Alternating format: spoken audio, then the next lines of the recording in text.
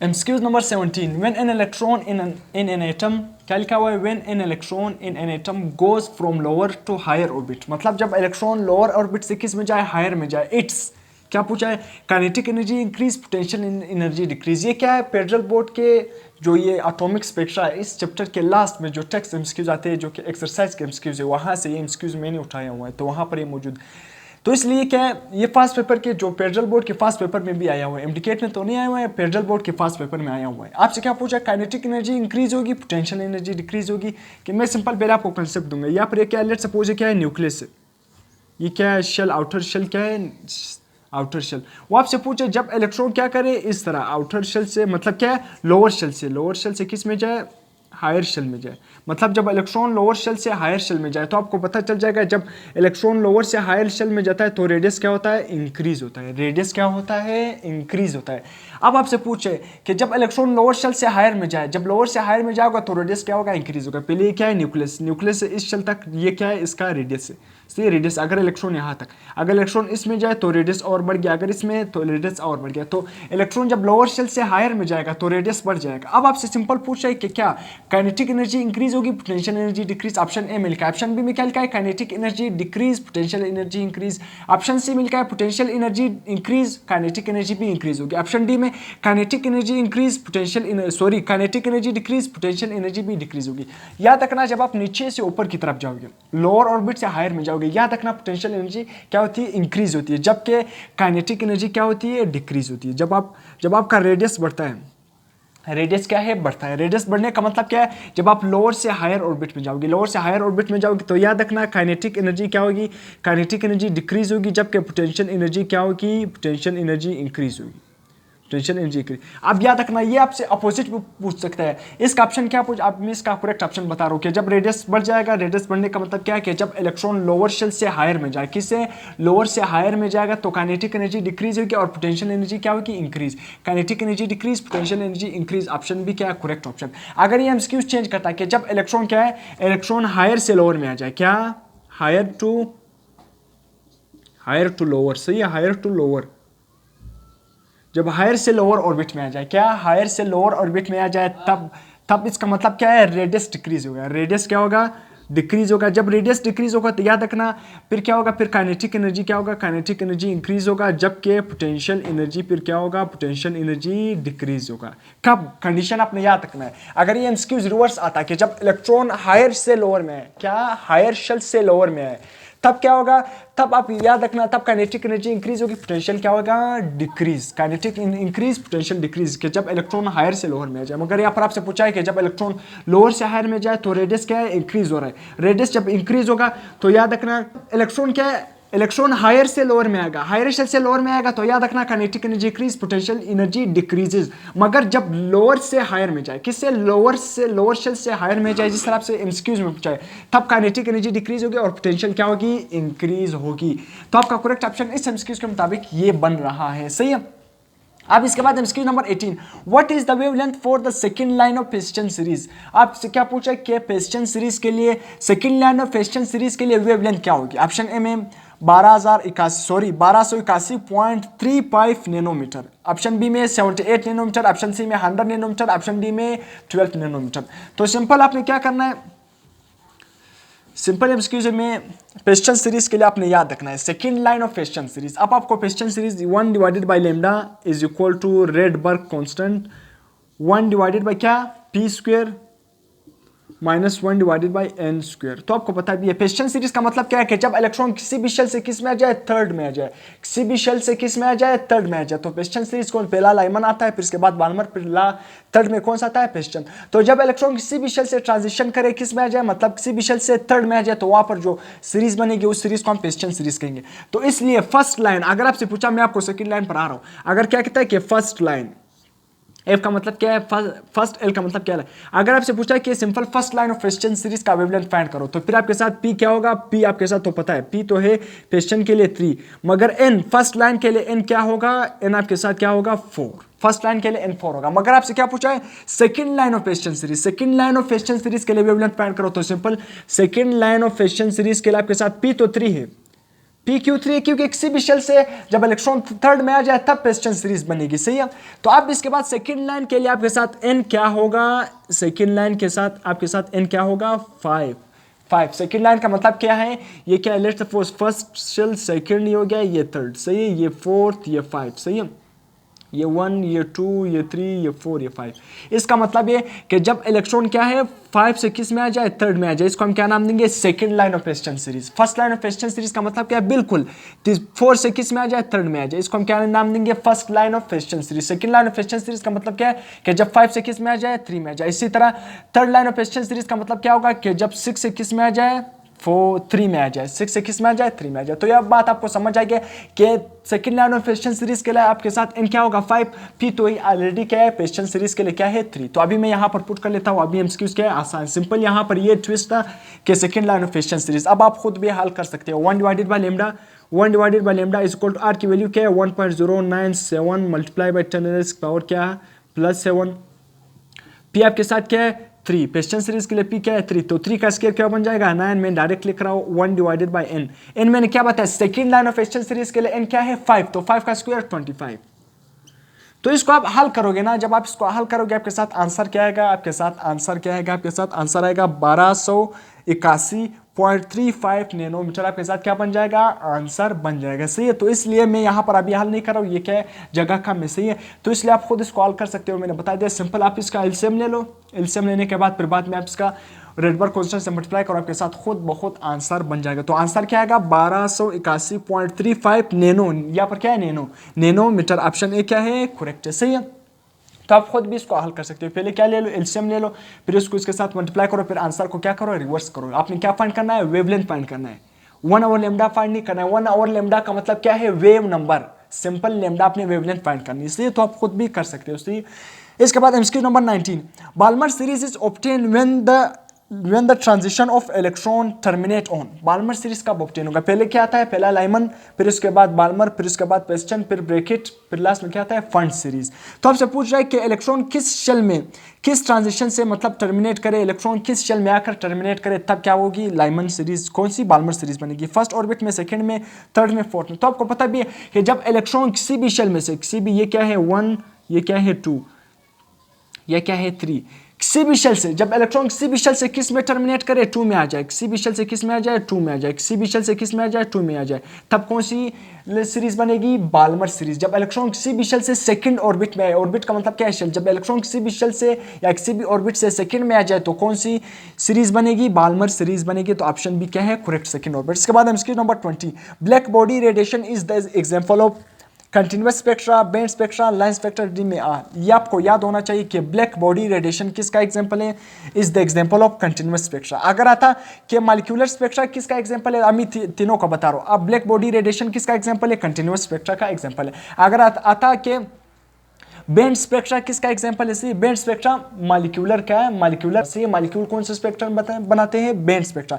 तो band spectra molecular का या मॉलिक्यूल का क्या है, मॉलिक्यूल का एग्जांपल है, सही है। जबकि लाइन स्पेक्ट्रम किसका एग्जांपल है, एटॉमिक, सिंपल क्या है, जिस तरह हम हाइड्रोजन एटम बोलते हैं। तो atomic line spectrum is the example of atomic, सही। Band spectra is the example of molecules, जबकि continuous spectrum is the example of black body radiation, सही। आपको याद नहीं, यहाँ पर हमसे क्या पूछा है, ब्लैक बॉडी रेडिएशन, तो ये किसका एग्जांपल है, कंटीन्यूअस स्पेक्ट्रम। तो सारे आ सकते हैं, लाइन भी आ सकता है, लाइन किसका एग्जांपल है, या बैंड स्पेक्ट्रा किसका। आपसे रिवर्स भी पूछा जा सकता है इस तरह कि कंटीन्यूअस स्पेक्ट्रा किसका एग्जांपल है, बैंड स्पेक्ट्रा किसका एग्जांपल है, लाइन स्पेक्ट्रा किसका एग्जांपल है। तो इस तरह रिवर्स भी पूछा जा सकता है या एग्जांपल देकर आपसे पूछा जा सकता है।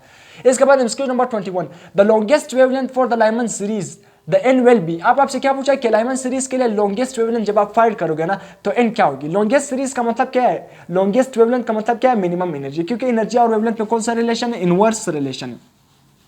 कौन सा रिलेशन है, इनवर्स। तो सिंपल आप किस तरह फाइंड करोगे, लॉन्गेस्ट वेवलेंथ। अब यहाँ पर अपने लॉन्गेस्ट वेवलेंथ फाइंड नहीं करनी, सिंपल लॉन्गेस्ट वेवलेंथ के लिए आपने एन का नंबर बताना है, शेल का नंबर बताना है।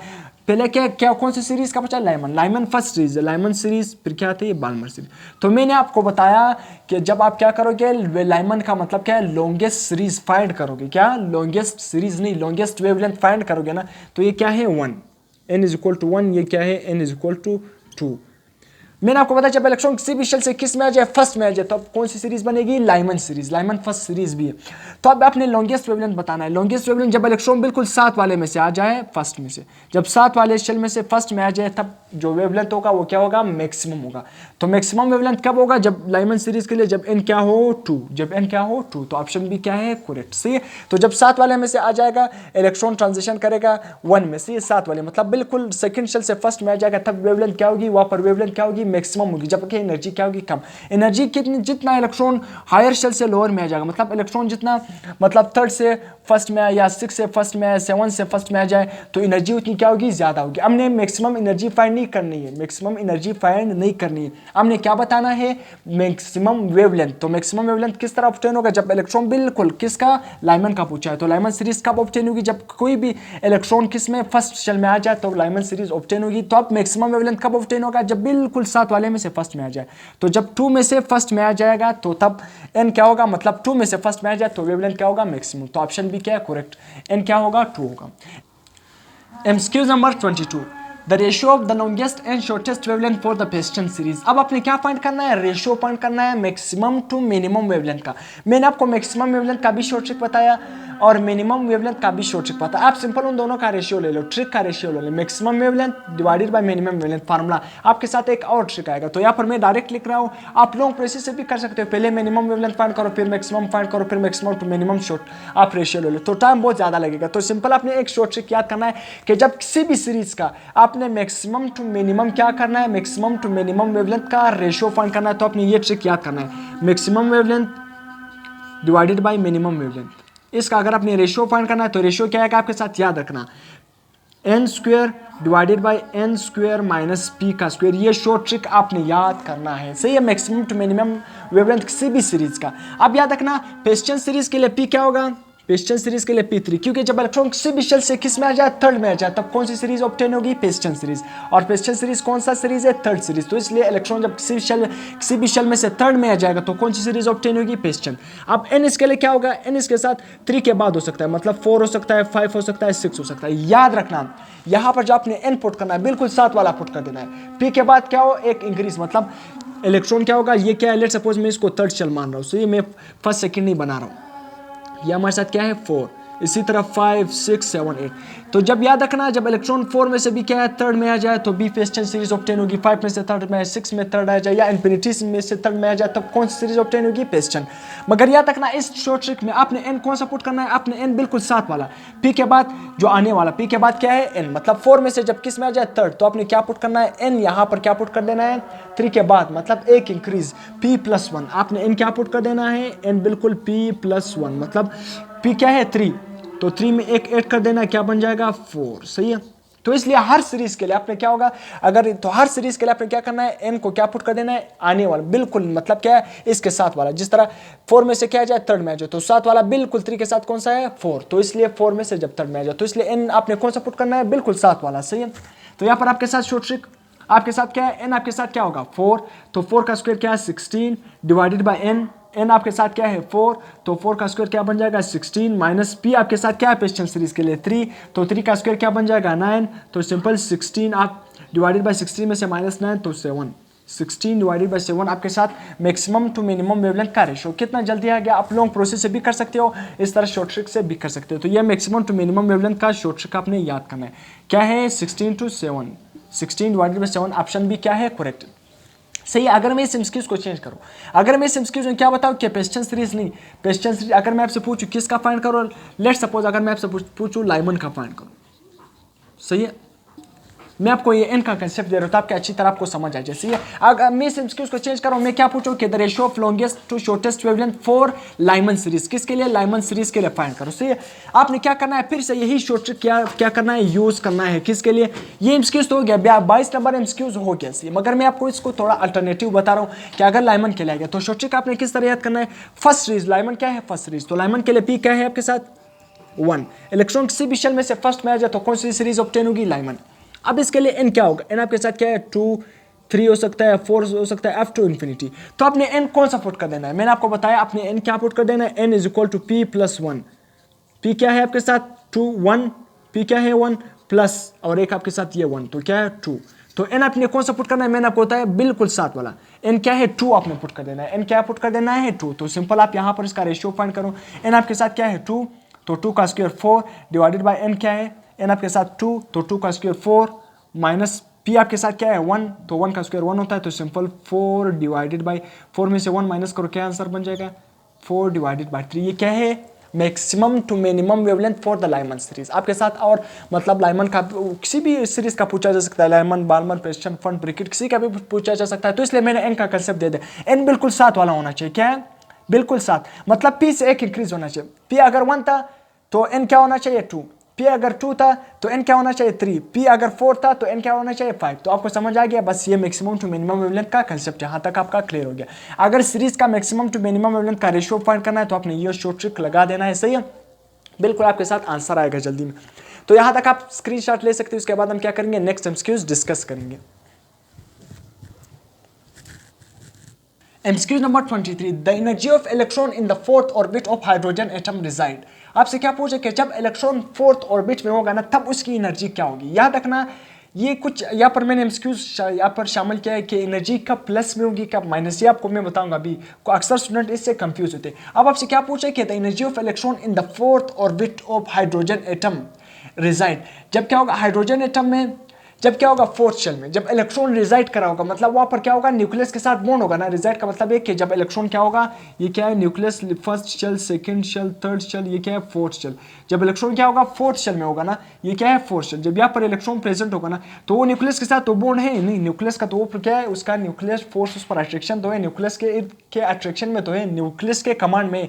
तो यहाँ पर इलेक्ट्रॉन क्या है बॉन्ड टू न्यूक्लियस। अगर यहाँ पर बॉन्ड टू न्यूक्लियस या रिजाइड लिखा हुआ तो कुछ फर्क नहीं है। तो आपको याद होना चाहिए फर्स्ट शेल की एनर्जी, सेकंड शेल की एनर्जी। अगर आपको ये एनर्जी याद नहीं है आप फाइंड भी कर सकते हो। मैंने आपको बताया भी था, आपको फार्मूला क्या है कि energy is equal to minus E naught divided by N square, सही है। ई नोट क्या है ground state energy, ground state energy. और ग्राउंड स्टेट एनर्जी आपके साथ क्या है minus 13.6 electron volt divided by N. N का मतलब क्या है नंबर ऑफ शेल। अब यहाँ पर फोर्थ शेल से आपकी क्या है एनर्जी फोर्थ शेल की पूछिए, तो फोर्थ शेल का मतलब क्या है 4 का स्क्वायर, 4 का स्क्वायर। जब आप इन दोनों को डिवाइड करोगे तो आपके साथ आंसर क्या आएगा। आंसर में यहाँ पर लिख रहा हूँ, मुझे एनर्जी जुबानी याद है कि फोर्थ शेल की एनर्जी क्या है। मैं आपको भी बताऊंगा कि फर्स्ट की क्या है, सेकंड की क्या है, थर्ड की। अगर आपको याद नहीं है तो आप इस तरह फार्मूले से भी फाइंड कर सकते हो।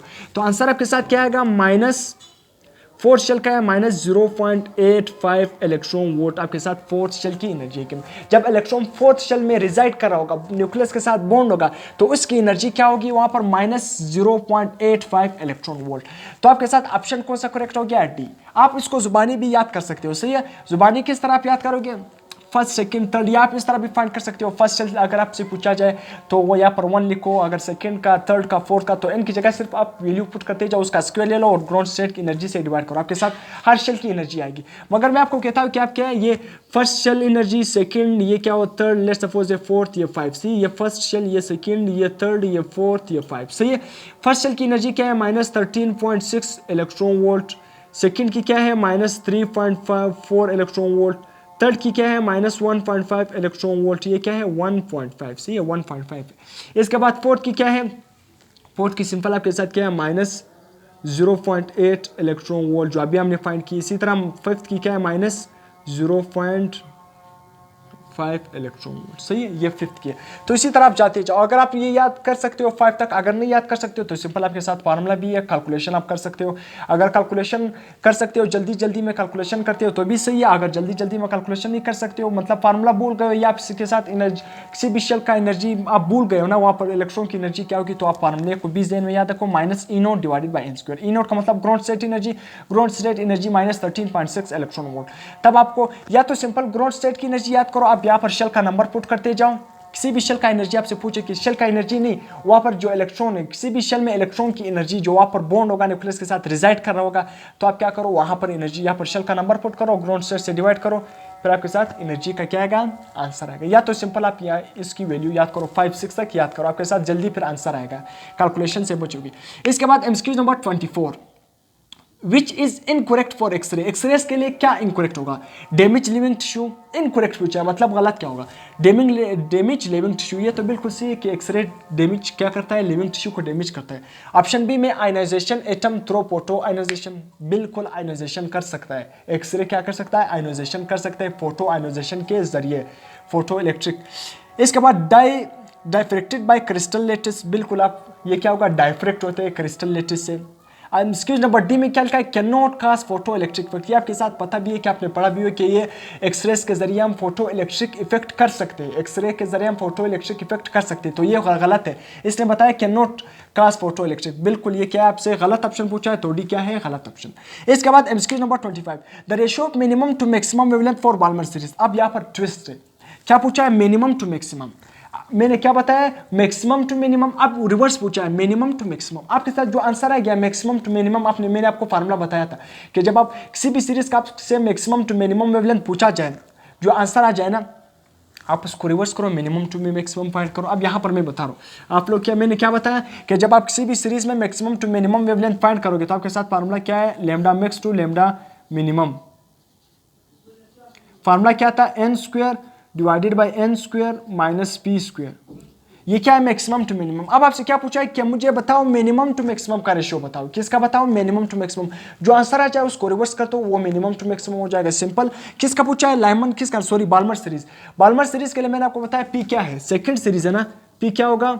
2। जब इलेक्ट्रॉन किसी भी शेल से 2 में आ जाए तो वो क्या होगा? वहां पर जो सीरीज प्रोड्यूस होगी वो बाल्मर सीरीज। तो एन क्या होगा? एन आपने बिल्कुल साथ वाला, पी से एक इंक्रीज वाला पुट करना है, पी में एक प्लस कर देना है, तो एन क्या होगा? 3। सही है, एन क्या होगा? 3। एन क्या होगा? 3। तो यहां पर आप पुट कर देना, एन आपके साथ क्या है? 3, तो 3 का स्क्वायर क्या बन जाएगा? 9 डिवाइडेड बाय यहां पर N square minus P. N आपके साथ क्या है? 3, तो 3 का स्क्वायर 9 माइनस पी आपके साथ क्या है? 2, तो 2 का स्क्वायर क्या होगा? 4। तो आंसर क्या है? क्या? 9 डिवाइडेड बाय 4 में से 9 माइनस करो, क्या हो जाएगा? 5। ये क्या है? Maximum to minimum. अगर यहाँ पर आपसे पूछा कि बताओ मैक्सिमम टू मिनिमम, मगर यहाँ पर आपसे पूछा है कि मिनिमम टू मैक्सिमम बताओ, तो आप इस रेशियो को रिवर्स करो, लेमडा मिनिमम लेमडा मैक्सिमम। आपसे lambda minimum to lambda maximum ratio पूछा है, तो आंसर को सिंपल रिवर्स कर दो, 5 डिवाइडेड बाई 9, आपके साथ आंसर आ गया। सही है, तो इसलिए आपके साथ आंसर क्या बन जाएगा? 5 डिवाइड 9। ऑप्शन बी क्या है? करेक्ट। तो आपने पहले देखना है कि वो क्या पूछा है, मिनिमम टू मैक्सिमम रेशियो पूछा है या मिनिमम टू मैक्सिमम पूछा है या मैक्सिमम टू मिनिमम पूछ रहा है। तो ये तो आपने याद करना है, सही, इसको आपने इस तरह याद करना है। शॉर्ट ट्रिक क्या है? शॉर्ट ट्रिक में मैंने बताया कि lambda maximum to minimum answer आता है, शॉर्ट ट्रिक से मैक्सिमम टू मिनिमम। अगर आपसे मिनिमम टू मैक्सिमम, तो आंसर को रिवर्स कर देना।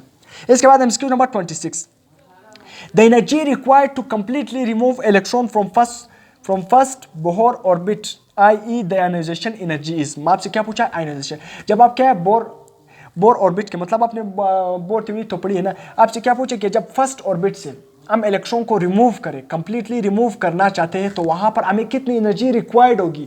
यहां पर आपसे क्या पूछा कि जब इलेक्ट्रॉन क्या होगा? फोर्थ शेल में होगा, तो वहां पर इलेक्ट्रॉन जब फोर्थ शेल में रिजाइड करा होगा, मौजूद होगा, न्यूक्लियस के साथ बॉन्ड होगा, तो उसकी एनर्जी क्या होगी।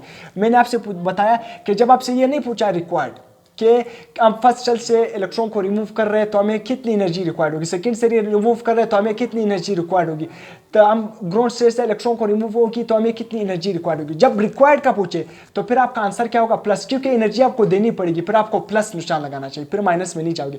अगर सिंपल आपसे पूछे कि फोर्थ शेल में इलेक्ट्रॉन रिजाइड कर रहे हैं, वहां पर उसकी एनर्जी क्या होगी, तो फोर्थ शेल, अभी मैंने बताया फोर्थ शेल का एनर्जी क्या है? Minus 0.85 electron volt. अगर आपसे पूछे कि हमें ग्राउंड स्टेट से इलेक्ट्रॉन को निकाल देना है या सेकंड से निकालना है या फोर्थ, तो फिर आपको एनर्जी प्लस में देनी होगी। क्यों? क्योंकि वो आपसे पूछा कि रिक्वायर्ड एनर्जी क्या है, रिक्वायर्ड का लफ्ज आ जाए या रिमूव करना आ जाए, क्या हम इलेक्ट्रॉन रिमूव करना चाहते हैं फर्स्ट शेल से, तो हमें एनर्जी की नेसेसिटी क्या होगी, हमें एनर्जी कितनी रिक्वायर्ड होगी। तब जब रिक्वायर्ड का पूछे तब आपका एनर्जी क्या होगा? प्लस में, फिर आपने माइनस में नहीं लगाना है। तो इसलिए अक्सर स्टूडेंट माइनस का लगाते हैं, तो वो क्या करते हैं, वो माइनस वाला गलत होते हैं। वो सिंपल जब इलेक्ट्रॉन उस शेल में होगा तब उसकी एनर्जी क्या होगी? Minus 13.6 electron volt ground state. अगर आपसे पूछे रिक्वायर्ड कितनी होगी, हम इस ग्राउंड स्टेट से इलेक्ट्रॉन को रिमूव करें, तो रिक्वायर्ड फिर आपको प्लस देनी होगी, तो फिर प्लस 13.6 इलेक्ट्रॉन हो। तो ये आपसे क्या पूछे कि फर्स्ट शेल, फर्स्ट का मतलब क्या है? Ground state. ग्राउंड स्टेट में एनर्जी क्या है? 13 माइनस 13.6 इलेक्ट्रॉन वोल्ट। जब इलेक्ट्रॉन ग्राउंड स्टेट में होगा, वहां पर रिजाइड करा होगा, तो बॉन्ड न्यूक्लियस के साथ बॉन्ड है, तो न्यूक्लियस के साथ अट्रैक्शन में, तो वहां पर उसकी एनर्जी माइनस 13.6 इलेक्ट्रॉन वोल्ट। मगर आपसे पूछे जब हम ग्राउंड स्टेट से, मतलब फर्स्ट शेल से इलेक्ट्रॉन को निकाल रहे हैं, तो हमें कितनी एनर्जी की जरूरत होगी? -13.6 इलेक्ट्रॉन वोल्ट या +13.6 इलेक्ट्रॉन। याद रखना रिक्वायरमेंट की बात कर रहे हैं तो +13.6 इलेक्ट्रॉन वोल्ट एनर्जी होगी। अगर सिंपल पूछता है कि इलेक्ट्रॉन फर्स्ट शेल में, तो यहाँ पर इलेक्ट्रॉन की एनर्जी कितनी होगी, तो फिर क्या होगी -13.6 इलेक्ट्रॉन। मगर यहाँ पर आपसे क्या पूछे कि हम इलेक्ट्रॉन को ग्राउंड स्टेट से रिमूव कर रहे हैं, हमें एनर्जी कितनी जरूरत होगी, तो फिर +13.6 इलेक्ट्रॉन वोल्ट। ये आपने याद करना है इसी तरह कि रिक्वायरमेंट और simple rigid bond to nucleus, फिर आपने इसमें डिफरेंशिएट करना है, कब माइनस लगाना है कब प्लस। अब मैंने आपको बता दिया। इसके बाद screen number 27, if 13.6 electron volt energy is required to ionize the hydrogen atom then the required energy to remove electron from n is equal to 2। हमने सेकंड शेल से इलेक्ट्रॉन को क्या करना है, रिमूव करना है। फिर से आपने क्या, आपको एनर्जी की रिक्वायरमेंट पूछ रहे हैं। एक बात तो आपके ज़हन में आएगा कि एनर्जी प्लस में, एनर्जी माइनस में नहीं, एनर्जी किस में, प्लस में। आपने सेकंड शेल से इलेक्ट्रॉन को रिमूव करना है ना, तो सिंपल एनर्जी का फार्मूला आपके साथ क्या है, एनर्जी इज इक्वल टू कितनी एनर्जी आपको रिक्वायर्ड होगी, कितनी एनर्जी आपको रिक्वायर्ड होगी। जिस तरह आप ग्राउंड स्टेट का मैंने बता दें कि energy is equal to E naught divided by N square. अगर आपने ग्राउंड स्टेट के लिए फाइंड करना है यहाँ पर माइनस, तो ग्राउंड स्टेट की एनर्जी क्या है, -13.6 इलेक्ट्रॉन वोल्ट। क्या फर्स्ट सेल से आप इलेक्ट्रॉन रिमूव करें तो यहाँ पर n क्या होगा 1। सही, मैं सिंपल इस एमसीक्यू नंबर 26 को आपको थोड़ा इसके साथ कंपेयर कर रहा हूँ। सही, 1 तो 1 का स्क्वायर क्या बनेगा 1। तो आपके साथ मैंने बताया रिक्वायर्ड की बात कर रहा है, जब रिक्वायर्ड की बात करेगा तो फिर आपके साथ एनर्जी क्या आएगी, 1 को 13.6 से डिवाइड करो क्या आएगा 13.6 इलेक्ट्रॉन वोल्ट। आपसे रिक्वायर्ड की बात कर रहे हैं तो फिर क्या होगा 13.6 इलेक्ट्रॉन वोल्ट। यहाँ पर आप आयनाइजेशन एनर्जी का कंसेप्ट भी यूज कर सकते हो कि ionization energy is equal to energy infinity minus energy at initial. सही, इन्फिनिटी। तो यहाँ पर इन्फिनिटी आपका कोई जिक्र नहीं, तो 0 माइनस आपके साथ माइनस आ रहा था। सही है, -13.6 इलेक्ट्रॉन वोल्ट। तो माइनस माइनस क्या हो गया प्लस, तो कितनी आएगी +13.6 इलेक्ट्रॉन वोल्ट। यहाँ पर आयनाइजेशन एनर्जी का कंसेप्ट भी आप यूज कर सकते हैं। मैंने ये फार्मूला आपको बताया इसलिए नहीं, आप डायरेक्ट क्या करो, शॉर्ट ट्रिक याद करो। मतलब शॉर्ट ट्रिक नहीं, मतलब आप डायरेक्ट जब रिक्वायरमेंट की बात आ जाए तो आपने प्लस में लगानी है। तो इस फार्मूले से आप यूज कर सकते हो, इस फार्मूले से आप डायरेक्ट एनर्जी निकाल सकते हो। सही है, जिस तरह मैं किस पे 27 पे लगा रहा हूँ, 27 पे मैं लगा रहा हूँ कि आपसे क्या पूछे कि n इज इक्वल टू 2, तो ई नोट कि जब इलेक्ट्रॉन सेकंड शेल में होगा तो क्या ionized hydrogen atom the required energy to remove electron from second. अब यहाँ पर आपसे क्या पूछा कि हमने किस से रिमूव करना है, फर्स्ट शेल से। यहाँ पर फर्स्ट शेल से, यहाँ पर आपसे क्या पूछा है कि इलेक्ट्रॉन सेकंड शेल में। अब हमने सेकंड शेल से उसको निकाल देना है, हमें कितनी एनर्जी रिक्वायर्ड होगी, रिक्वायरमेंट की बात है कि एनर्जी प्लस में भी, तो E minus E naught divided by n square. सही है, आप इस फार्मूले से निकाल सकते हो। जो आंसर आ गया उसको प्लस कर दो, या सिंपल आप ये आयनाइजेशन एनर्जी का कंसेप्ट निकालो, यहाँ पर यूज करो कि इन्फिनिटी माइनस ई नोट। ये प्लस मैंने इसलिए बता दिया कि यहाँ पर आयनाइजेशन एनर्जी का कंसेप्ट यूज हो रहा है कि रिक्वायरमेंट की बात करेगा तो प्लस, यहाँ पर ये फार्मूला यूज भी होगा लास्ट में कि energy infinity minus E note. Infinity का तो 0 है, -13.6 इलेक्ट्रॉन तो प्लस हो गया। अब यहाँ पर मैं भी यूज कर रहा हूँ। सही है, कि किस तरह, अब किस तरह energy equal to minus E naught, ground state की एनर्जी क्या है -13.6 electron volt divided by n square. आपसे क्या पूछा है कि सेकंड शेल से हमने इलेक्ट्रॉन को रिमूव करना है, तो n स्क्वायर क्या हो जाएगा, n का 2 है तो क्या हो जाएगा 4। जब आप इसको डिवाइड करोगे तो आपके साथ अप्रोक्सीमेटली आंसर क्या आएगा, यहाँ पर आंसर -3.4 इलेक्ट्रॉन वोल्ट। आपसे पूछा कि एनर्जी रिक्वायर्ड है, हमें एनर्जी क्या है, रिक्वायर्ड है कि सेकंड शेल से इलेक्ट्रॉन को रिमूव करें। आपसे ये नहीं पूछा कि इलेक्ट्रॉन सेकंड शेल में मौजूद है, जो न्यूक्लियस के साथ बॉन्ड है उसकी एनर्जी क्या होगी। नेगेटिव साइन ये शो कर रहा है कि वो इलेक्ट्रॉन न्यूक्लियस के साथ बॉन्ड है। आप आपसे पूछे कि हमने सेकंड शेल से निकाल देना है उसको, तो आपको एनर्जी प्लस में देनी होगी। ये आपके साथ क्या एनर्जी आ गया, -3.4 इलेक्ट्रॉन वोल्ट। अब आपसे सेकंड शेल से निकाल देना है, जब निकालना है रिक्वायरमेंट की बात करेगा तो आपके साथ ये एनर्जी क्या होगी, प्लस में आपने सिर्फ करना है तो 13.4 इलेक्ट्रॉन वोल्ट। आपके साथ क्या आएगा, करेक्ट आंसर क्या है 3.4, सॉरी 13.4 नहीं 3.4 इलेक्ट्रॉन वोल्ट। इसका क्या हो जाएगा, correct option C +3.4 electron volt. अगर आप कहोगे कि आपने प्लस में किस तरह किया, मैंने आपको बताया रिक्वायर्ड एनर्जी प्लस में आती है। तो यहाँ पर ये आयनाइजेशन एनर्जी का कंसेप्ट हो रहा है कि energy ionisation energy is equal to energy at infinity minus energy of n shell. सही है, एनर्जी इन्फिनिटी 0 माइनस क्या आ गया आपके साथ 3.4 इलेक्ट्रॉन वोल्ट, तो माइनस माइनस प्लस आपके साथ आंसर क्या गया 3.4 इलेक्ट्रॉन वोल्ट। तो आपके साथ ये कंसेप्ट है, तो कंसेप्ट भी है, मैंने आपको समझा दिया, ट्रिक भी समझा। जब रिक्वायरमेंट की बात आ जाएगा तो सिंपल आपने ये फार्मूला यूज करना है किसी भी शेल का। किसी भी शेल से आपने जब इलेक्ट्रॉन को रिमूव करोगे, तो फार्मूला यूज़ करो, वहाँ पर उस एनर्जी को अपने प्लस में लाना है, उस एनर्जी को फिर अपने प्लस में करना है। अगर आपसे सिंपल पूछे कि फोर्थ सेल में, जिस तरह यहाँ पर पूछा है सिक्स सेल में, थर्ड सेल में, तो आप इस फार्मूले को यूज़ करो, उस एनर्जी जो माइनस में आएगा तो वही इलेक्ट्रॉन, उसकी इलेक्ट्रॉन की एनर्जी होगी। सही है। अगर आपसे सिंपल पूछे कि इस सेल में इलेक्ट्रॉन की एनर्जी क्या है, अगर आपसे पूछे रिक्वायर्ड कि हमने उस सेल से इलेक्ट्रॉन को निकाल देना है, फिर इस जो एनर्जी इस फार्मूले से आ गया उसको अपने रिवर्स कर देना है, उसका साइन को क्या कर देना है, रिवर्स, मतलब प्लस में लाना है। तो यहाँ तक आपने इसको क्लियर कर देना है। अक्सर स्टूडेंट इस तरह एमसीक्यूज को क्या करते हैं, गलत करते हैं, माइनस प्लस के जरिए। हालांकि यहाँ पर -3.4 इलेक्ट्रॉन वोल्ट भी है, तो अक्सर स्टूडेंट -3.4 पर लगा देते हैं, मगर वो क्या है, गलत है। यहाँ पर रिक्वायर्ड की बात कर रहे हैं। अब MCQ number 28, according to Bohr model of the hydrogen atom the lowest orbit correspond to minimum energy, maximum energy, zero energy, infinite energy. अब आपसे पूछा है कि अकॉर्डिंग टू बोर के मुताबिक जो lowest energy, lowest orbit correspond to, जो सबसे कम ऑर्बिट होगी, उसकी एनर्जी क्या होगी, मिनिमम होगी, मैक्सिमम होगी, जीरो होगी या इनफाइनाइट होगी। आपको पता भी है कि energy is equal to minus E naught क्या है, E naught ground state energy, ground state energy क्या है, 13.6 इलेक्ट्रॉन वोल्ट, ये सबसे मिनिमम एनर्जी। अब आपसे पूछे कि लोवेस्ट ऑर्बिट के लिए एनर्जी क्या आती है, मिनिमम आती है या मैक्सिमम आती है। तो लोवेस्ट ऑर्बिट हमारे साथ क्या है, लोवेस्ट ऑर्बिट जो आता है वो 1 है, 1 से लोवेस्ट ऑर्बिट नहीं आता है। सबसे जो लोवेस्ट ऑर्बिट है वो n is equal to 1 first shell. तो यहाँ पर एनर्जी का n स्क्वायर, तो -13.6 electron volt divided by n square. तो n आपके साथ क्या है 1, तो 1 का आप सिंपल स्क्वायर ले लो, वही 1 आता है। तो ये क्या है 1 के साथ डिवाइड भी करो तो वही आंसर आएगा। Energy is equal to -13.6 electron volt. याद रखना लोवेस्ट शेल के लिए आपके साथ एनर्जी सबसे क्या आएगी, मिनिमम आएगी। ये क्या है -13.6 इलेक्ट्रॉन वोल्ट, सबसे मिनिमम एनर्जी जो ग्राउंड स्टेट के लिए हमें रिक्वायर्ड होगी। तो इसलिए लोवेस्ट ऑर्बिट के लिए आपके साथ एनर्जी क्या आएगी, सबसे कम एनर्जी क्या करेगी, लोवेस्ट ऑर्बिट के लिए आपके साथ एनर्जी सबसे कम आएगी और सबसे कम एनर्जी रिक्वायर्ड होगी। तो ऑप्शन ए आपके साथ करेक्ट हो गया। यहाँ तक आप इसका स्क्रीनशॉट ले सकते हो। उसके बाद हम नेक्स्ट एमसीक्यूज क्या करेंगे, डिस्कस करेंगे। MCQs number 29, what will be the maximum frequency for Lyman series. याद रखना अभी क्या पूछा, इस एमसीक्यूज में क्या पूछा हुआ है, मैक्सिमम फ्रीक्वेंसी। आपसे मैक्सिमम, जिस तरह मैंने आपको बताया मिनिमम वेवलेंथ किसी भी सीरीज का, मैक्सिमम वेवलेंथ किसी भी सीरीज का, मिनिमम टू मैक्सिमम वेवलेंथ का रेशियो किसी भी सीरीज का, मिनिमम टू मैक्सिमम से रिवर्स करके मिनिमम टू मैक्सिमम रेशियो या मैक्सिमम टू मिनिमम रेशियो, ये तमाम ट्रिक मैंने आपको बता दिया। स्पेक्ट्रल सीरीज आपको मैंने किस तरह फाइंड करते हैं, जब दो ट्रांजिशन गिवन हो, जब एक विद रिस्पेक्ट टू ग्राउंड जब गिवन हो, जब एक ट्रांजिशन गिवन हो, उसको किस तरह फाइंड करते हैं, ये फार्मूला भी मैंने आपको बता दिया। अब अगर आपसे पूछे कि मैक्सिमम फ्रीक्वेंसी किसी भी सीरीज का बताओ, लाइमन सीरीज का मैक्सिमम फ्रीक्वेंसी बताओ, लाइमन सीरीज का मिनिमम फ्रीक्वेंसी बताओ, या आपसे पूछे कि बाल्मर सीरीज का मैक्सिमम फ्रीक्वेंसी बताओ या बाल्मर सीरीज का मिनिमम फ्रीक्वेंसी बताओ, तब आप क्या करोगे। तो बहुत ही आसान, आपको पता भी है, आपने घबराना नहीं है। उसी तरह आपको पता भी है कि जब एक्सरे क्या है, लाइमन सीरीज, यहाँ पर जो फोटोन निकलते हैं, जब क्या है, जब ट्रांजिशन होती है तो यहाँ पर क्या है, एनर्जी इमिट होती है, तो वो क्या है, उस एनर्जी को हम फोटोन कहते हैं। तो आपको पता भी है कि फोटोन स्पीड ऑफ लाइट से मूव करते हैं। तो इसलिए हमारे साथ फार्मूला क्या है कि C is equal to F lambda. तो हमने क्या फाइंड करना है, फ्रीक्वेंसी। तो frequency is equal to C divided by lambda. हमने क्या फाइंड करना है, मैक्सिमम फ्रीक्वेंसी, mx में लिख रहा हूँ। आपको पता भी है कि energy is directly proportional to frequency.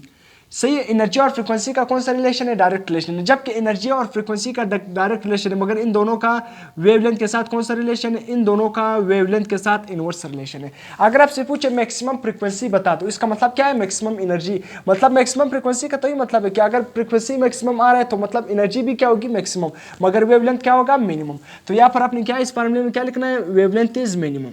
तो आपके साथ फार्मूला बन गया, क्योंकि फ्रीक्वेंसी और वेवलेंथ का कौन सा रिलेशन है, इनवर्स। आपसे पूछा कि मैक्सिमम फ्रीक्वेंसी बताओ, अगर आपने मैक्सिमम फ्रीक्वेंसी बतानी है तो वेवलेंथ कौन सा होना चाहिए, मिनिमम वेवलेंथ होना चाहिए। तो maximum frequency is equal to frequency maximum is equal to C का मतलब क्या है, speed of light. Speed of light मैंने आपको बता दिया कि C किसके इक्वल है, 3 multiply by 10⁸ plus 8 metre per second divided by, अब lambda minimum.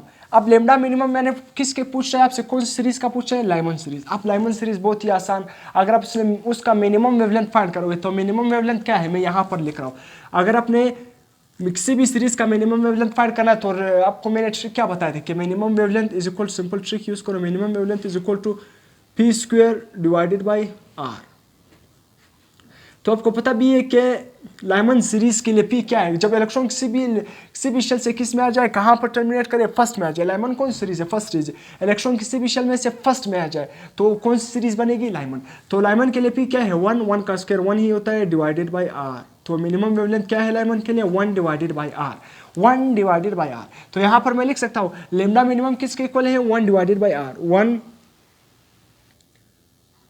Divided by R, सही है 1 डिवाइडेड बाई आर। अब सिंपल मैंने आपको बता दिया जब आप रेसिप्रोकल ऑफ रेडबर्ग कांस्टेंट लेते हो तो वो किसके इक्वल होता है 91 नैनोमीटर। ये आप कैलकुलेटर में भी सोल्व करते हो, मैंने डायरेक्ट सोल्व किया है, तो इसको आप याद कर सकते हो एक ट्रिक के लिए कि हमेशा आप कैलकुलेशन से बचोगे। किस तरह, मैंने आपको बताया कि जब आप 1 को रेडबर्ग कांस्टेंट से डिवाइड करते हो, रेडबर्ग कांस्टेंट की वैल्यू क्या है मैं यहाँ पर लिख रहा हूँ, वहाँ पर जगह क्या है कम, तो 1 रेडबर्ग कांस्टेंट की वैल्यू क्या है 1.097 मल्टीप्लाई बाई 10⁻⁻7।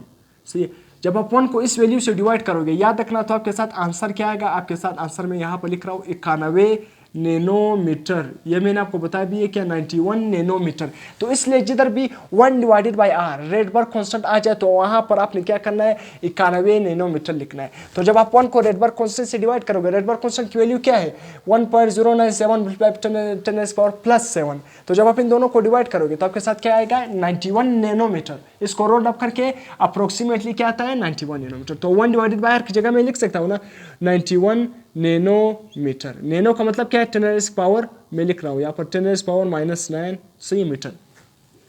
अब ये -9 ऊपर जाएगा, -9 क्या हो जाएगा ऊपर जाएगा, सही है। -9 जब ऊपर जाएगा तो क्या बन जाएगा, उसी तरह 3 डिवाइडेड बाई 91 नीचे लिख देना, क्योंकि ये -9 ऊपर चला गया तो सिंपल यहाँ पर मल्टीप्लाई बाई 10⁻⁻+8, ये -9 ऊपर जाएगा तो क्या बन जाएगा +9, सही है, नीचे 91। अब इसको पावर को मैं अभी ऐड नहीं कर रहा हूँ, 8 + 9 आपको पता है कितना बनता है 17 बनता है, सही है। तो 3 1 are 3। अब 91 को अब अप्रोक्सीमेटली क्या है 91 को किस तरह सपोज करो, 91 आपके साथ क्या है कि अप्रोक्सीमेशन से हम हल कर रहे हैं। 91 को आप क्या सपोज करो 90 सपोज करो, सही है। तो 3 1 are 3, 3 3 are 9, यहाँ पर 0 आ गया। 91 को मैंने 90 सपोज कर लिया, अप्रोक्सीमेशन से मैं हल कर रहा हूँ, सही है। तो यहाँ पर आपके साथ क्या आ गया 1/30 और ऊपर क्या है पावर, क्या है आपके साथ ऊपर आपके साथ पावर है, तो 8 को जब 9 से 9 1 9 9 2 18, तो सिंपल आपके साथ क्या है 8। तो 9 और 8 को जब आप 8 करोगे तो सिंपल आपके साथ क्या बन जाएगा पावर 17 बन जाएगी, सही है।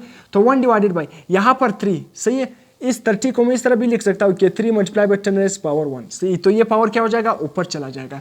मैंने क्या लिखा 30 को क्या लिखा 3 मल्टीप्लाई बाई 10⁻⁻1, सही है। तो मैं हल कर रहा हूँ, आपकी जो भी आप आसान तरीका है, आपको जिस तरह भी हल कर सकते हो, हर किसी का सोल्यूशन का अपना तरीका है। तो यहाँ पर मैं इसको भी लिख सकता हूँ कि 3 मल्टीप्लाई बाई 10⁻⁻1, सही है। तो ये +1 ऊपर जाएगा, यहाँ पर क्या हो जाएगा यहाँ से इससे माइनस हो जाएगा। तो जब यहाँ से इससे माइनस होगा, मैं डायरेक्ट लिख रहा हूँ, तो यहाँ पर क्या बन जाएगा पावर 16 हो जाएगी, सही है। तो 1 डिवाइडेड बाई 3, आप 1 को 3 से डिवाइड करो, आपके साथ आंसर क्या बन जाएगा। 1 को जब 3 से डिवाइड करते हो, याद रखना 0.33 मल्टीप्लाई बाई 10⁻16 क्या बनता है आपके साथ 0.33 मल्टीप्लाई बाई 10⁻+16, सही है। आप क्या फाइंड कर रहे हो फ्रीक्वेंसी, यहाँ पर क्या आएगा हेजर्ड आएगा, मगर यहाँ पर ऑप्शन में 0.3 आपको गिवन नहीं, ऑप्शन में क्या है 3.3। तो यहाँ पर मैं डिजिट को क्या करूंगा, एक डिजिट यहाँ पर मूव करूंगा, तो क्या बन जाएगा 3.3 मल्टीप्लाई बाई 10⁻⁻ क्या बन जाएगा, एक कम हो जाएगा, सही है, एक कम हो जाएगा 16 से, क्या बन जाएगा 15 हेजर्ड। आपके साथ आंसर क्या बन गया 3.3 मल्टीप्लाई बाई 10⁻+15 हेजर्ड। तो ऑप्शन कौन सा करेक्ट होगा 3.3 मल्टीप्लाई बाई 10⁻+15 हेजर्ड, 3.3। तो ये ऑप्शन क्या है, ऑप्शन ए ही करेक्ट है, सी 3.3 मल्टीप्लाई बाई 10⁻+15 हेजर्ड ऑप्शन बन गया। तो इस तरह आप किसी भी सीरीज का minimum wavelength maximum frequency find कर सकते हो, किसी भी सीरीज का मैक्सिमम फ्रीक्वेंसी फाइंड कर सकते हो।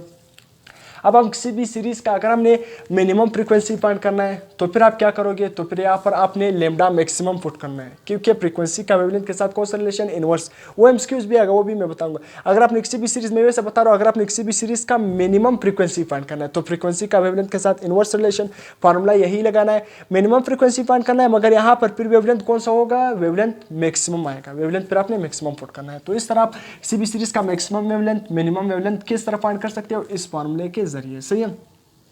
इसके बाद लाइमन सीरीज का जो मैक्सिमम फ्रीक्वेंसी है वो ये आपके साथ आ रहा है, मैक्सिमम फ्रीक्वेंसी, इसी मैक्सिमम फ्रीक्वेंसी लाइमन सीरीज का क्या गया 3.3 मल्टीप्लाई बाई 10⁻+15 हेजर्ड। ये मैक्सिमम फ्रीक्वेंसी किसके लिए गया, लाइमन सीरीज के लिए गया। MCQ number 30, according to Bohr theory the radius of electron is equal to, Bohr theory के मुताबिक जो रेडियस ऑफ इलेक्ट्रॉन है वो किसके इक्वल है? सिंपल आपसे रिलेशन पूछा हुआ है। ऑप्शन ए में क्या लिखा है 4 square m divided by n square square k E square. Option B में क्या लिखा है n square h square divided by 4 square m k E square. क्या आपके साथ Coulomb constant, mass of m क्या है, मास ऑफ इलेक्ट्रॉन, e क्या है इलेक्ट्रॉन, 4 क्या है आपके साथ कांस्टेंट वैल्यू, 5 भी है कांस्टेंट वैल्यू, n क्या है नंबर ऑफ शेल, h आपके साथ क्या है प्लैंक्स कांस्टेंट। तो इस तरह आपको और चीज आना चाहिए। 4 स्क्वायर m z की है एटॉमिक नंबर से, e स्क्वायर क्या आपके साथ Coulomb constant, n square h square. अब d में क्या लिखा है 2 k e square divided by n। आपको कौन सा करेक्ट ऑप्शन लग रहा है? ये रेडियस का आपने याद करना है। ऑप्शन बी क्या है correct, n square h square divided by 4 square m k e square. आपने ये भी पढ़ा था इसको, जो ये क्या है तमाम, h भी क्या है कांस्टेंट, 4 m k ये तमाम क्या है कांस्टेंट। सिंपल n क्या है वेरिएबल हो सकता है कि फर्स्ट शेल के लिए रेडियस क्या होगी, सेकंड के लिए क्या होगी, थर्ड के लिए क्या होगी। तो आपने एक रिलेशन ड्राइव किया था कि ये तमाम कांस्टेंट की इक्वल है। तो r naught is equal to r1 sorry r naught is equal to n square, आपने क्या लिखा था मल्टीप्लाई बाय 0.05 नैनोमीटर। ये आपने एक रिलेशन रेडियस का क्या किया था, सिंपली ड्राइव किया था। क्योंकि ये बाकी आप तमाम value plus constant 4 square m k इन तमाम की वैल्यू जब फुट करोगे, जब हल करोगे तो आपके साथ ये आएगा 0.05 नैनोमीटर। सही है, ये आएगा मल्टीप्लाई बाय ये n क्या है, n कांस्टेंट नहीं है, n चेंज हो सकता है। फर्स्ट शेल के लिए क्या होगा, सेकंड शेल के लिए, थर्ड शेल के लिए। तो इस तरह आपने यहाँ पर वैल्यू पुट करनी है। सही है। इसके बाद MCQ number 31, which of the following is the speed of electron in the first Bohr orbit. आपसे क्या पूछे कि फर्स्ट बोर ऑर्बिट में, सही है सिंपल कोई भी फर्स्ट बोर ऑर्बिट, आपने फर्स्ट बोर ऑर्बिट का मतलब क्या है कि पहले सिंपल किसी भी हाइड्रोजन एटम या किसी भी एटम के जो फर्स्ट शेल में, वहां पर इलेक्ट्रॉन की स्पीड क्या होगी, फर्स्ट शेल में या फर्स्ट ऑर्बिट में इलेक्ट्रॉन की स्पीड क्या होगी। तो आपने सिंपल क्या करना है, डस्टर का पर क्या कि ये मैं आपको क्या ऑप्शन ए में क्या लिखा है 2.19 multiply by 10 power plus 6 metre per second. Option B में 2.19 multiply by 10 power minus 6 metre per second. Option C में 2.19 मल्टीप्लाई बाय 10 की पावर क्या लिखा है प्लस 6 सेंटीमीटर, क्या लिखा है सेंटीमीटर पर सेकंड। ऑप्शन डी में 2.16 multiply by 10 power minus 5 metre per second. तो इसको आप क्या करोगे, अब यहाँ पर मैं लिख रहा हूँ, आपसे क्या पूछे कि फर्स्ट ऑर्बिट के लिए क्या फाइंड करो, speed of electron, simple speed of electron. अब आपने स्पीड ऑफ इलेक्ट्रॉन का फार्मूला याद करना है। स्पीड ऑफ इलेक्ट्रॉन का फार्मूला आपके साथ क्या है कि Vn किसी भी शेल के लिए, मतलब किसी भी शेल में, किसी भी ऑर्बिट में जो वहां पर इलेक्ट्रॉन की जो स्पीड होगी, अगर आपने फाइंड करना है फर्स्ट ऑर्बिट के लिए, यहाँ पर आपसे फर्स्ट ऑर्बिट का पूछा है, सेकंड का भी पूछा जा सकता है, थर्ड का भी पूछा जा सकता है, फिफ्थ का भी पूछा जा सकता है। तो इसको आपने याद करना है। फार्मूला ये क्या है, डी ऑप्शन में आपको क्या है स्पीड हो, ये सिंपल रिलेशन भी आपसे पूछा जा सकता है। तो इसलिए ये क्या है speed of electron, speed of electron in any orbit. तो आपके साथ क्या है 2 k e square divided bye NH। ये क्या है speed of electron in any orbit. आपसे क्या पूछा है कि फर्स्ट ऑर्बिट में मुझे स्पीड ऑफ इलेक्ट्रॉन बताओ। तो फर्स्ट ऑर्बिट में हम क्या करोगे, Vn 2 5 आपके साथ 2 भी कांस्टेंट वैल्यू, 5 भी कांस्टेंट वैल्यू, के क्या है कूलम कांस्टेंट, इसकी वैल्यू क्या है 9 मल्टीप्लाई बाय 10 पावर 9।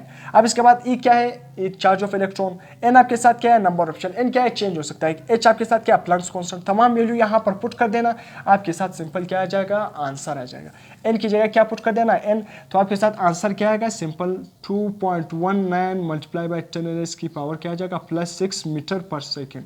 सही, इसको आपको याद होना चाहिए, फर्स्ट शेल के लिए आपको याद होना चाहिए। अगर सेकंड शेल का पूछे तो सिंपल उसके साथ क्या करो 2 से डिवाइड करो, थर्ड 4 5 इस तरह आप खुद पढ़ें। फर्स्ट शेल के लिए आपको ये याद होना चाहिए। यहाँ पर आप 1 पुट कर देना, इन तमाम वैल्यू को हल कर देना, आपके साथ ये आंसर आएगा। सही है, तो क्या है 2.19 multiply by 10 power plus 6 metre per second. Metre per second, centimetre per second नहीं, यहाँ पर क्या है सेंटीमीटर, सेंटीमीटर पर सेकेंड नहीं आएगा, मीटर पर सेकेंड आएगा। तो ऑप्शन ए क्या है करेक्ट, कि स्पीड क्या फर्स्ट शेल में जो इलेक्ट्रॉन की जो स्पीड होगी वो ये होगी। आपसे सेकंड शेल का भी पूछा जा सकता है, तो फिर n की जगह क्या आएगा 2 आएगा, फिर n की जगह 3 भी आ सकता है अगर थर्ड शेल का पूछे, अगर फोर्थ शेल का पूछे, फिफ्थ शेल का पूछे। तो आपने ये रिलेशन याद करना है।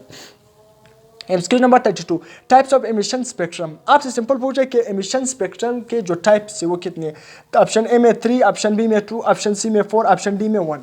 आपको पता भी है कि लाइन स्पेक्ट्रम, तो एक लाइन कंटिन्यूस स्पेक्ट्रम में, एक लाइन स्पेक्ट्रम में, और एक आपके साथ क्या है बैंड स्पेक्ट्रम। तो बेसिकली क्या है 3 टाइप्स है, ये आपको याद होना चाहिए। 3 टाइप है एमिशन स्पेक्ट्रम के। इसके बाद MCQ number 33, the electric potential energy of N electron in N orbit eight a distance r n। आपने सिंपल इलेक्ट्रिक पोटेंशियल का क्या है मतलब पोटेंशियल एनर्जी का आपने क्या बताना है, रिलेशन बताना है। ये तमाम रिलेशन आपको याद होनी चाहिए। आपके क्या इस तरह जो पास्ट बोर्ड पेपर में इस तरह एमसीक्यूज भी आए हुए, आपके एमडीकेट के पास्ट पेपर में ये जो सारे जो एमसीक्यूज में निकाल रहे हैं तमाम पास्ट पेपर्स के एमसीक्यूज है। ये पास्ट पेपर बोर्ड के पास्ट पेपर के एमसीक्यूज भी इसमें इंक्लूड है, एमडीकेट के पास्ट पेपर भी इंक्लूड है, वैसे प्रैक्टिस इंपॉर्टेंट एमसीक्यूज भी इंक्लूड है। तो इसलिए तमाम के तमाम इंपॉर्टेंट एमसीक्यूज, तो आपको हर रिलेशन आना चाहिए। अब आपको क्या है, पोटेंशियल एनर्जी का रिलेशन पूछ रहा है at a distance r n. तो सिंपल पोटेंशियल एनर्जी का क्या है, k e square divided by r n. N का मतलब क्या है, किसी भी शेल का ऑर्बिट। इसके बाद के ई स्क्वायर ऑप्शन बी में k e square divided by r square n. Option C में क्या लिखा है, minus k e square divided by r n. Option D में क्या लिखा है, minus k e square divided by r square n. ये एन क्या है, नंबर ऑफ शेल। एन से आपने कंफ्यूज नहीं होना है। तो पोटेंशियल एनर्जी का, इलेक्ट्रिक पोटेंशियल एनर्जी का जो करेक्ट रिलेशन है वो क्या है, minus k e square are N, minus k e square are N. ये आपने पढ़ा भी था कि टोटल एनर्जी किसके इक्वल है। अब पोटेंशियल एनर्जी का ये है, काइनेटिक एनर्जी का भी आपसे पूछा जा सकता है। काइनेटिक एनर्जी का भी मैं बता रहा हूँ, आपको पता भी होना चाहिए कि total energy T E, total energy किसके इक्वल, किसी भी शेल में इलेक्ट्रॉन की जो टोटल एनर्जी है वो किसके इक्वल होता है, उसकी पोटेंशियल एनर्जी, पोटेंशियल और काइनेटिक एनर्जी के सम के इक्वल है। तो काइनेटिक पोटेंशियल एनर्जी किसके इक्वल है, अभी मैंने यहाँ पर लिख लिया, minus k e square divided by r n. जबकि ये potential energy plus kinetic energy किसके इक्वल होगा, काइनेटिक एनर्जी का रिलेशन सिंपल क्या है, सिंपल के प्लस के ई स्क्वायर डिवाइडेड बाई क्या आ जाएगा, 2r n।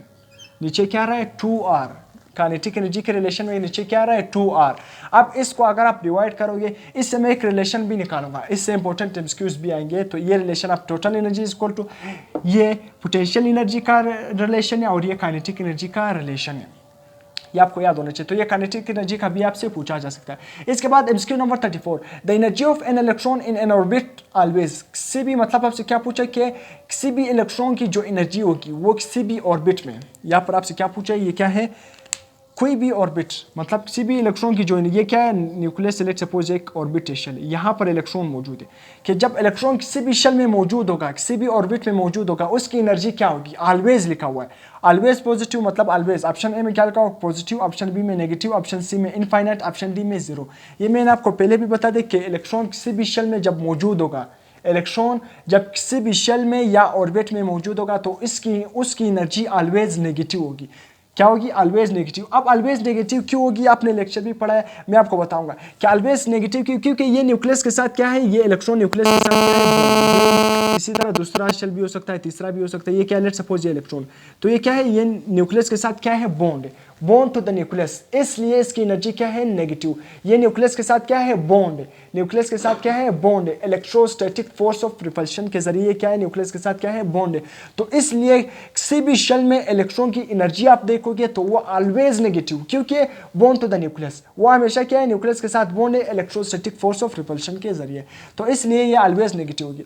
यहां तक आप इसका स्क्रीनशॉट ले सकते हो। उसके बाद हम क्या करेंगे, next MCQs number 35, potential energy of electron in ground state will be.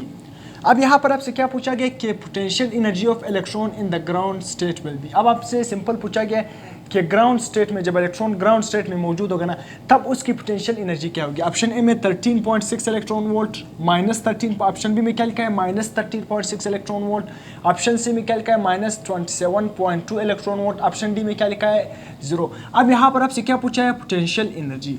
यहाँ पर टोटल एनर्जी नहीं पूछा है कि जब इलेक्ट्रॉन ग्राउंड स्टेट में मौजूद होगी तो टोटल एनर्जी क्या होगी। अब यहाँ पर आपसे क्या पूछा है कि पोटेंशियल एनर्जी बताओ जब क्या इलेक्ट्रॉन ग्राउंड स्टेट में मौजूद होगा। तो पोटेंशियल एनर्जी, काइनेटिक एनर्जी और टोटल एनर्जी, इसको आपने यहाँ पर गौर करना है। जो भी चीज़ पूछा गया तो उसको आपने देखना है। अब पोटेंशियल एनर्जी, अब मैं आपको एक तमाम पोटेंशियल एनर्जी का रिलेशन, काइनेटिक एनर्जी का रिलेशन और टोटल एनर्जी का रिलेशन, ये रिलेशन आपको बताऊंगा। फिर आप उससे एक शॉर्टकट भी आपको बताऊंगा, उसी रिलेशन से मैं एक शॉर्टकट निकालूंगा, आपको बताऊंगा, सही है। फिर उसी से आप जल्दी 1 सेकंड, मतलब 10-15 सेकंड में आप इसका आंसर दे सकोगे। किस तरह आपको पता भी है कि total energy is equal to kinetic energy plus potential energy. आपको ये पता है कि जब इलेक्ट्रॉन किसी भी शेल में मौजूद होगा उसका टोटल एनर्जी किसके इक्वल है, उसका टोटल एनर्जी काइनेटिक एनर्जी और पोटेंशियल एनर्जी के सम के इक्वल है। काइनेटिक एनर्जी और पोटेंशियल एनर्जी के सम के इक्वल है।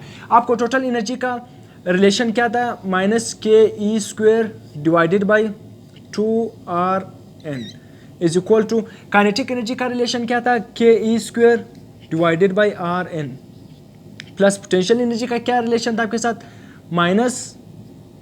ke² divided by Rn।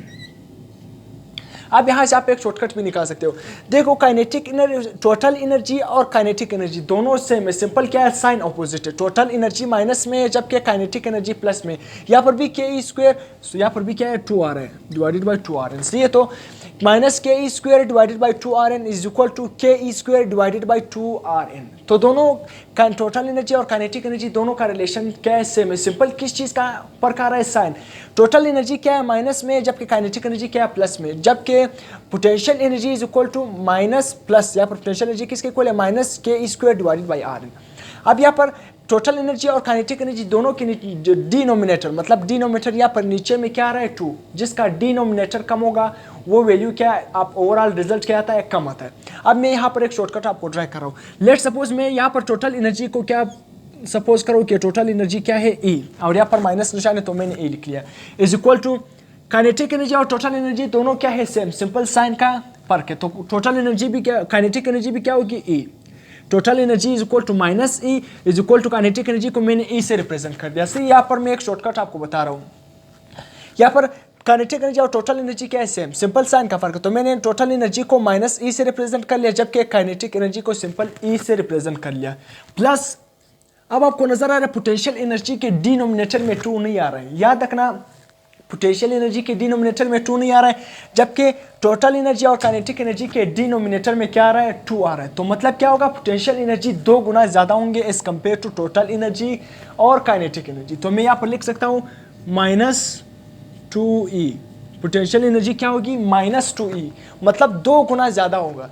Potential energy 2 गुना ज़्यादा होगा, मतलब मगर साइन में क्या होगा, साइन उसका रिवर्स होगा। तो क्योंकि इसके डिनोमिनेटर में 2 नहीं आ रहा है, इन दोनों के डिनोमिनेटर में क्या आ रहा है 2, मतलब ये 2 गुना कम है और पोटेंशियल एनर्जी 2 गुना क्या है, ज़्यादा है। तो यहाँ पर एक शॉर्टकट आपको इसको आपको याद करना है।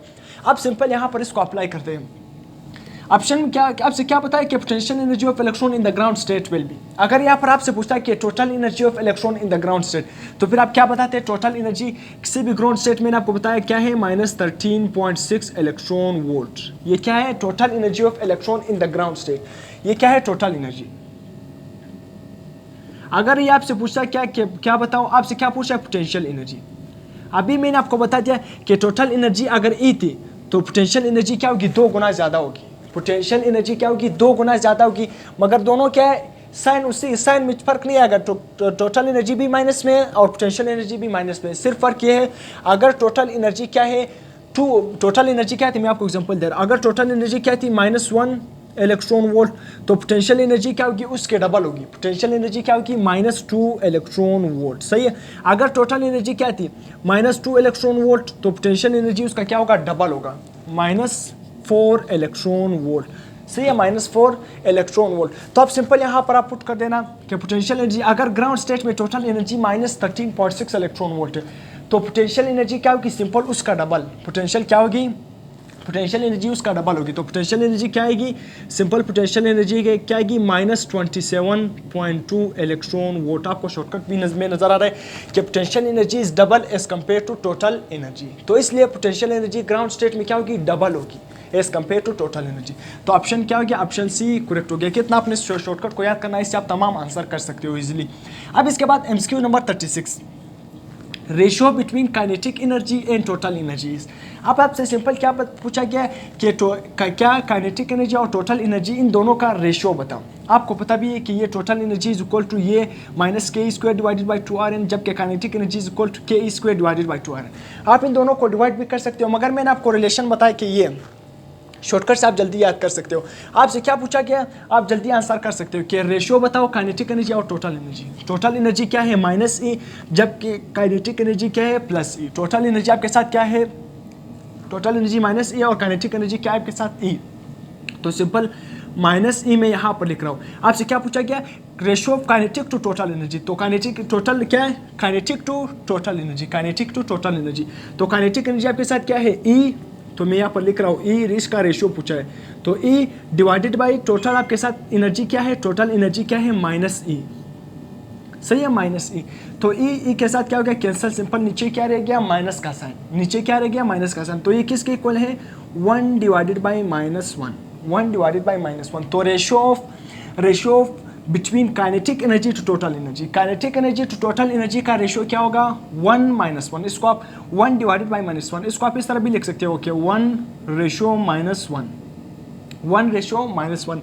ऑप्शन ए क्या है करेक्ट है। आपको समझ आ गया क्या पूछा गया कि kinetic energy to potential, kinetic energy to total energy क्या आप बताओ, इसका रेशियो बताओ। काइनेटिक एनर्जी मैंने आपको शॉर्टकट बताया कि काइनेटिक एनर्जी किसके इक्वल है ई, तो आपने ऊपर ई लिख लिया, और टोटल एनर्जी किसके इक्वल है -ई, तो ई माइनस ई के साथ कैंसिल, नीचे क्या रह गया माइनस का साइन, तो नीचे 1 तो रह गया। 1 हर किसी के हर वेरिएबल के नीचे 1 होता है, तो इसलिए 1 ऊपर भी 1 रह गया, नीचे भी क्या -1। तो काइनेटिक एनर्जी और टोटल एनर्जी का रेशियो क्या है 1 - 1।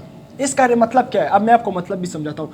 1 - 1 का मतलब ये है, अगर आपके साथ काइनेटिक एनर्जी क्या, अगर आपके साथ क्या है total energy, let suppose total energy आपके साथ क्या थी -13 electron 6 electron volt. Ground state पे जो टोटल एनर्जी की थी क्या थी -13.6 इलेक्ट्रॉन वोल्ट। सही, ये क्या है ग्राउंड स्टेट में टोटल एनर्जी। अगर आपसे पूछे एमसीक्यूज इस तरह गया कि the total energy of electron in the ground state is -13.6 electron volt, आप मुझे बताओ इसकी काइनेटिक एनर्जी क्या होगी।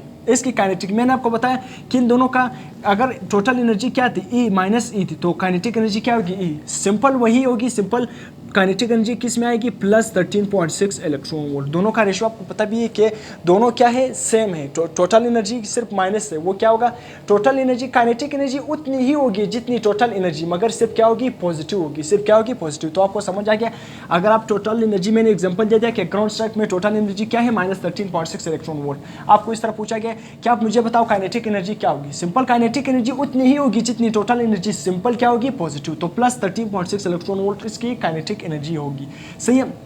अब इस तरह एमसीक्यूज आने वाले हैं, उस वहाँ पर मैं भी समझाऊंगा, मगर यहाँ पर मैंने आपको समझा लिया यहाँ पर। अब इसके बाद MCQ number 38, what MCQ number 37 है, what is the kinetic energy of electron in the first excited state. अब आपसे क्या पूछा गया कि काइनेटिक एनर्जी बताओ फर्स्ट एक्साइटेड स्टेट में, सिंपल काइनेटिक एनर्जी बताओ।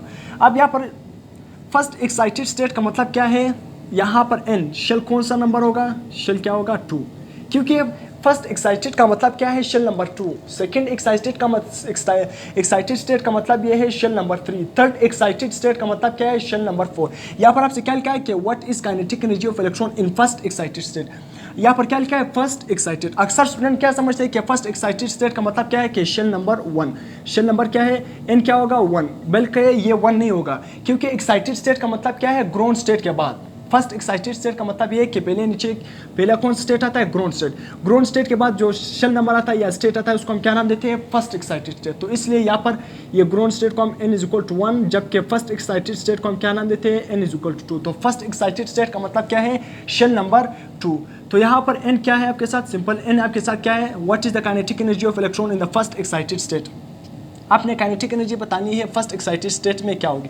सिंपल आपको पता है ऑप्शन ए में क्या लिखा है 13.6 इलेक्ट्रॉन वोल्ट, ऑप्शन बी में क्या लिखा है 3.4 इलेक्ट्रॉन वोल्ट, ऑप्शन सी में क्या लिखा है 10.2 इलेक्ट्रॉन वोल्ट, ऑप्शन डी में क्या लिखा है 12.1 इलेक्ट्रॉन वोल्ट। आपको पता है कि फर्स्ट एक्साइटेड स्टेट की एनर्जी क्या है, फर्स्ट एक्साइटेड स्टेट की एनर्जी क्या है आपको पता है। सिंपल में काइनेटिक एनर्जी की बात नहीं कर रहा हूँ, टोटल एनर्जी की बात कर रहा हूँ।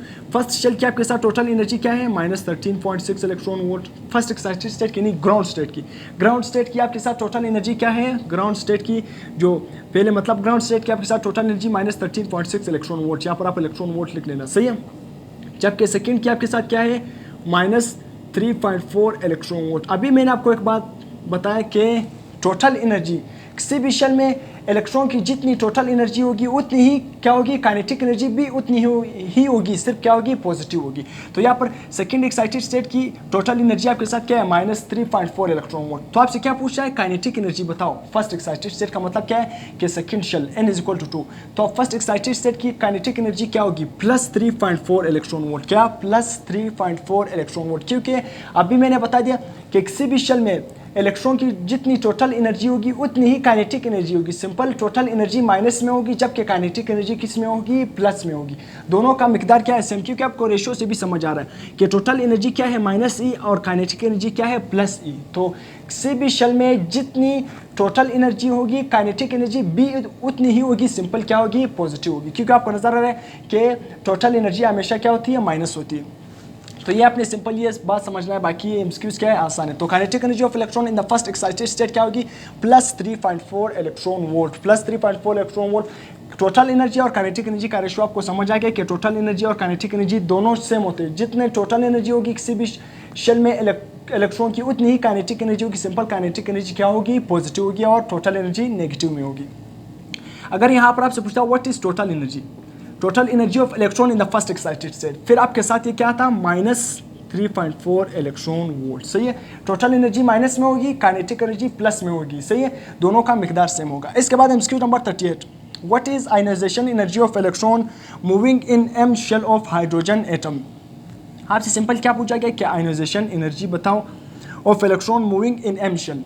अब एम शेल का मतलब क्या है, पहला शेल कौन सा है के, सेकंड शेल क्या है एल, और थर्ड शेल क्या है एम। इसको अभी मैं क्या कर रहा हूँ, मिटा रहा हूँ, सिंपल वो शॉर्टकट लिखा हुआ है।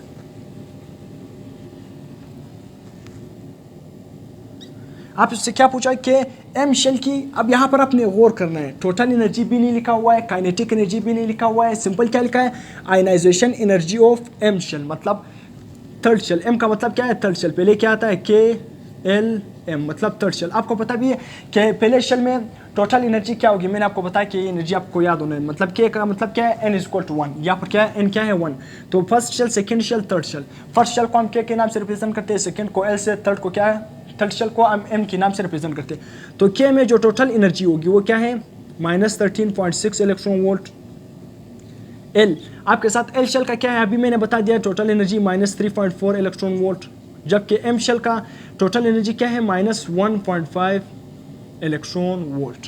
अब यहाँ पर आपसे पूछा गया है कि आयनाइजेशन एनर्जी बताओ। याद रखना आयनाइजेशन एनर्जी हमेशा क्या होगी, पॉजिटिव होगी, जिस तरह मैंने आपको क्या बताया काइनेटिक एनर्जी।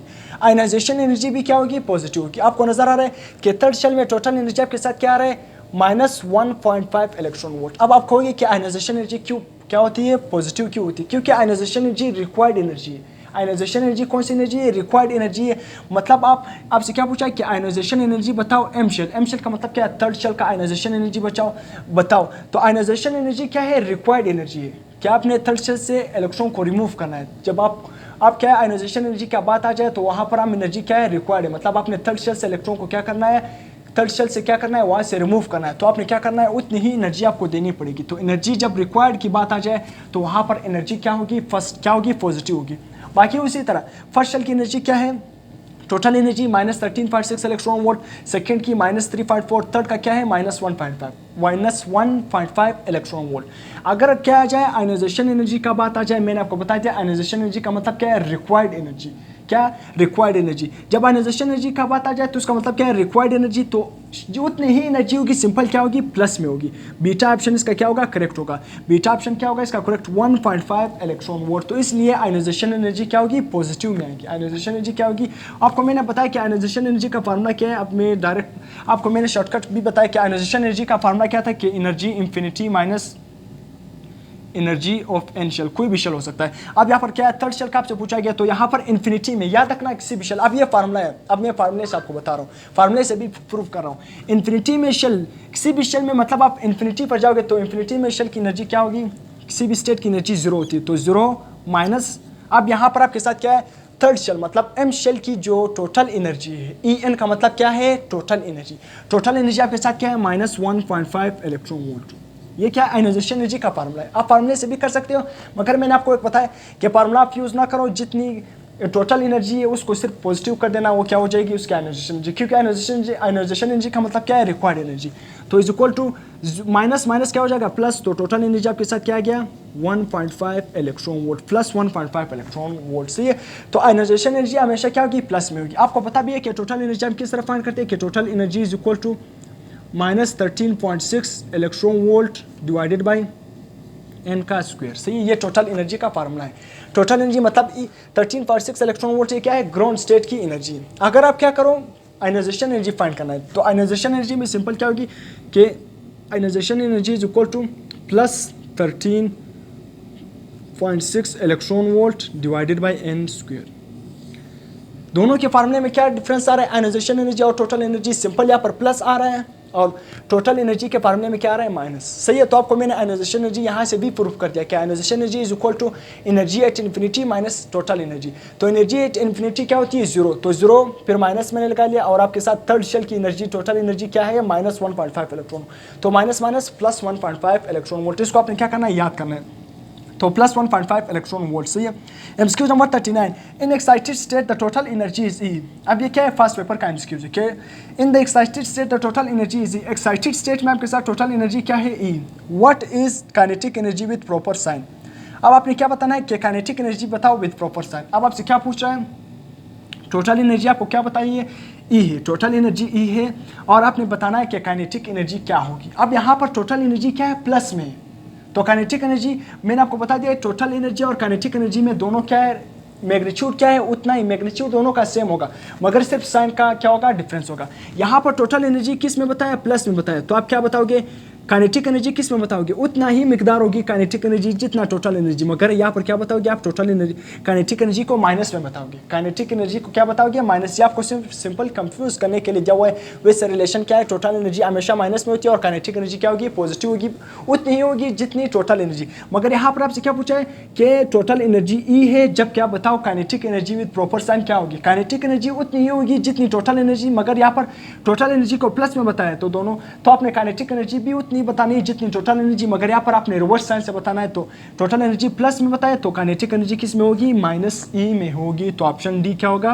करेक्ट होगा, ऑप्शन डी क्या होगा correct. MCQ number 40, in the state n is equal to infinity. आपको बताया कि स्टेट है मतलब n is equal to infinity, shell number का मतलब क्या है जब आप इन्फिनिटी पर जाओगे तो n क्या है इन्फिनिटी है। Of hydrogen atom the total energy of electron. अभी मैंने आपको बता दिया कि इन्फिनिटी में इन्फिनिटी स्टेट पर टोटल एनर्जी क्या होती है 0 होती है। तो आपसे पूछा है कि इन्फिनिटी स्टेट में हाइड्रोजन एटम की टोटल एनर्जी क्या होगी, तो बहुत आसान, अभी मैंने बता दिया कि इन्फिनिटी स्टेट में क्या होती है एनर्जी क्या होती है 0 होती है। तो ऑप्शन आप डायरेक्ट क्या कर सकते हो सी, ऑप्शन क्या है करेक्ट।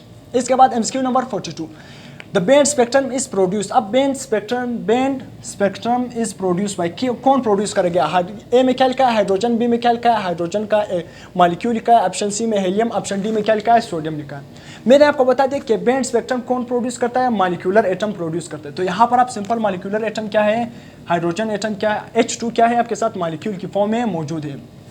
तो band spectrum is produce by the H2 क्या है आपके साथ मॉलिक्यूल है। इसके बाद MCQ number 43, ratio between potential energy and kinetic energy. Simple फिर से आसान एमसीक्यू के क्या बताऊं, अब इस केस में पोटेंशियल टू काइनेटिक एनर्जी का आपने रेशियो बताना है। आपको बता भी है कि किसका पोटेंशियल एनर्जी और काइनेटिक एनर्जी। पोटेंशियल एनर्जी क्या है -2E और काइनेटिक एनर्जी क्या है +E। पोटेंशियल एनर्जी क्या है -2E और काइनेटिक एनर्जी क्या है E। तो इन दोनों का रेशियो क्या होगा सिंपल, यहाँ पर अभी मैं इसको मिटा रहा हूँ। टोटल इन आपके साथ पोटेंशियल टू काइनेटिक एनर्जी, तो पोटेंशियल क्या है -2E divided by kinetic energy क्या है E। तो E के साथ क्या होगा कैंसिल, सिंपल ऊपर क्या रह गया -2। तो इसको आप इस तरह भी लिख सकते हो क्या -2 और नीचे क्या है 1, इसको आप इस तरह भी लिख सकते हो -2/1। इन दोनों के दरमियान रेशियो क्या होगी